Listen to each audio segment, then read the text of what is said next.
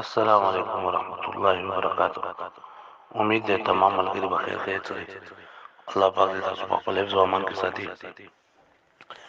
ملګرو نیک صحبت او د نیکو خلکو ملګرتیا ده په دنیا کې ډېر یو لوی څیز دی. حضرت امام شافعي رحمت الله علیه زموږ مشهور امامان چې کوم دي څلور مسلکونه دي، څلور مذهبونه دي، نو په هغه څلور مسالکو کې یو مسلک د هغې مشر حضرت امام شافعي رحمت الله علیه دی. نو دی په خپله باندې هم ډېر نیک او بزرګ سړی و. خو د هغه یو شعر دی فرمایي: احب الصالحین ولست منهم لعل الله یرزقني صلاحا.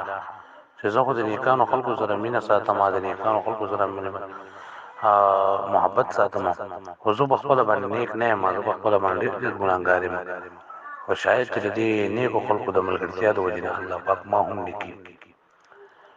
کم کسان چې ملګري د هغې خراب وي او هغه داسې خلک چې هغې نه د دنیا فایدې نه د دین فایدې، نو دې ملګرتیا باندې به د قیامت په ورځ باندې انسان به افسوس کوي او دی به یا ویلتا لیتنی لم اتخذ فلانا خلیلا. کاش چې دې پلانکي سړی ما ته سر نه خپل دوست جوړ کړی نه وی. ولې؟ لقد اضلني عن الذکر بعد اذ جاءني. ځکه د زه د نیکو خبرو نه، د نیکو کارونو نه، د الله پاک د نصیحت نه، د الله پاک د یاد نه زه د ګمراه کړی وم، زه یې بیداري کړی یم. نو نن سبا چې څومره هم ملګرتیاګانې دي که نه، دې ته سوچ کول پکار دي چې یاره دا کم سړي سره چې زه مینه ساتم، یا کم کس سره چې زه محبت ساتم، او دا کم کس سره زما اعتقاد دی، زما سره ناسته پاس سره د قیامت په ورځ باندې به زه د هغه سره پاسم. ځکه پیغمبر صلی الله علیه وسلم خواته یو صحابي راغی، تپوس یې وکړو: د الله رسول الله صلی الله علیه وسلم تا په قیامت کې موږ کوم ځای ګورو؟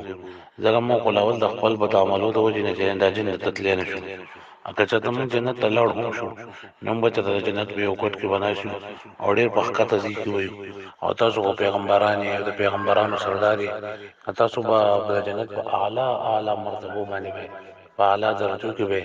نو د هغه جنت په څه مزه وي چې موږ پکې ستاسو د خوږ مخ او ستاسو ښکلي مخ موږ پکې دیدار نه کوو. حضور صلی الله علیه وسلم فرمایل: المرء مع من احبه.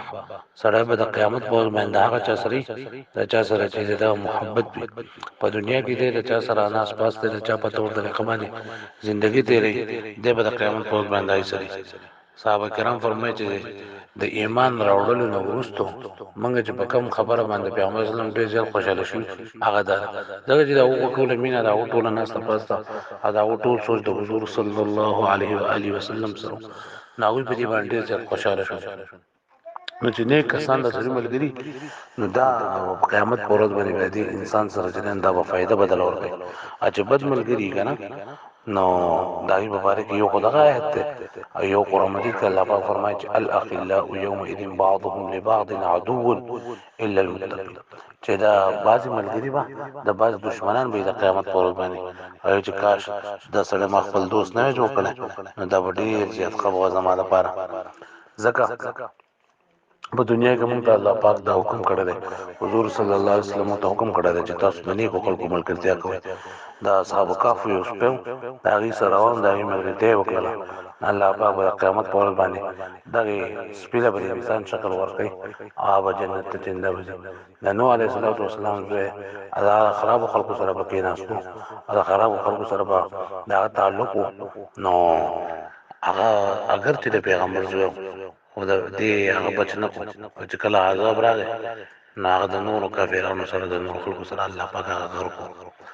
نو په دنیا کې خپله ناسته پاسته د ښو خلکو سره کول پکار دي، چې داسې کسان چې د هغې سره د ناستې وجې نه موږ ته د دین فایده رسي، د هغې سره د ناستې د وجې نه موږ ته د آخرت فایده رسي، نو د هغې سره موږ خپله ناسته پاسته چنده ډېره کوو.